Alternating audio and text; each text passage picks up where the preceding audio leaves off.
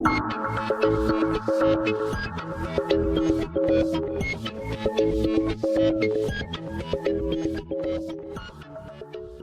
मेरा सादर नमन। सदन पटल पर दिए गए विषय के विपक्ष में सबसे पहले हमें समझने की आवश्यकता है, क्योंकि हम पृथक वक्ता है, कि जो नारीवादी आलोचना है, नारीवादी आलोचना एक विश्लेषणात्मक एक उपकरण है जिसके तहत हम लैंगिक असमानताओं की पहचान करते हैं और उनका विश्लेषण करते हैं और जो पितृसत्तात्मक संरचना है उनको चुनौतियां देते हैं। और जब हम बात करते हैं नैतिक प्रामाणिकता की, तो नैतिक प्रामाणिकता एक विश्वसनीयता बताता है राष्ट्रवाद को लेकर। और जब हम मानते हैं कि ये कमजोर होता है, तो कमजोर किन किन आधार पर हो सकता है?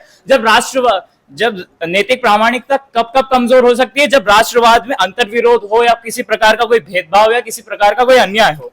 और जब मेरे पक्ष के वक्ता आकर कहते हैं कि नियंत्रण थोपना होगा महिलाओं पर, और नियंत्रण थोपना होगा इसलिए जो राष्ट्रवाद की जो नैतिक प्रामाणिकता है वह कमजोर हो जाएगी।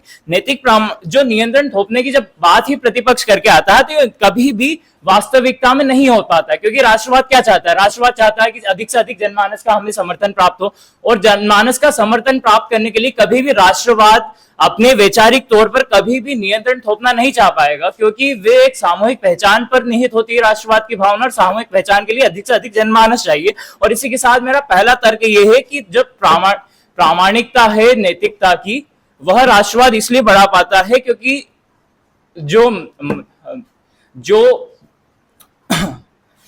राष्ट्रवाद इसलिए बढ़ा पाता है क्योंकि जो नारीवादी आलोचक है, नारीवादी आलोचक एक मौका देते हैं राष्ट्रवाद को कि वह आत्म सुधार करे।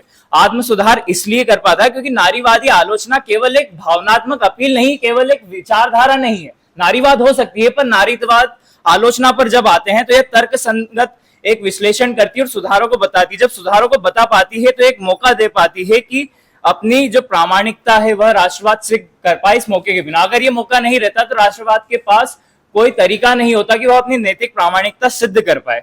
और साथ ही मेरा दूसरा तर्क यह है कि जब राष्ट्रवाद जो है वह विरोधाभास को कम करता, राष्ट्रवाद के भीतर विरोधाभास को कम करता है, और विरोधाभास कम होने के कारण जो नैतिक प्रामाणिकता है, नैतिक प्रामाणिकता बनी रहती है। किसके कारण बनी रहती है? यह बनी रहती है जो नारीवादी आलोचना है, नारीवादी आलोचना के कारण। वह इसलिए हो पाता है क्योंकि जब नारीवादी आलोचक तर्क संगत सुधार देते हैं, और ये तर्क संगत सुधार समस्याओं के होते हैं। समस्या क्या हो सकती है? मान लीजिए घरेलू हिंसा जो समस्या है उसके भीतर जो सुधारों की बात होती है वह नारीवादी आलोचक करते हैं, और नारीवादी आलोचक के ये जो सुधार है ये प्रसन्नता से राष्ट्रवाद स्वीकार करता है। राष्ट्रवाद इसलिए स्वीकार कर पाता है क्योंकि यह जो जनमानस का उन्हें समर्थन चाहिए, जैसा कि मैंने कहा, क्योंकि तर्क संगत सुधार होते हैं तो कोई भी बुद्धिजीवी नहीं कर पाता। नारीवादी प्रसन्नता से स्वीकार करते हैं, और राष्ट्रवाद चाहता है कि हमें जनमानस के अधिक से अधिक समर्थन प्राप्त हो, इसलिए वे जो नारीवाद आलोचक के जो सुधार हैं वे खुशी खुशी अपनाते हैं। और जब वे अपनाते हैं तो ये सुधार निहित होते हैं सामाजिक न्याय के भीतर, और जब सामाजिक न्याय होता है तो अंतर विरोधाभास कम होता है, और अंतर विरोधाभास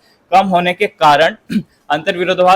के कारण उनकी जो नैतिक प्रामाणिकता कहीं ना कहीं वो बढ़ जाती है। नैतिक प्रामाणिकता इसलिए बढ़ती है क्योंकि ना तो किसी प्रकार का कोई विरोधाभास रहता है राष्ट्रवाद। धन्यवाद।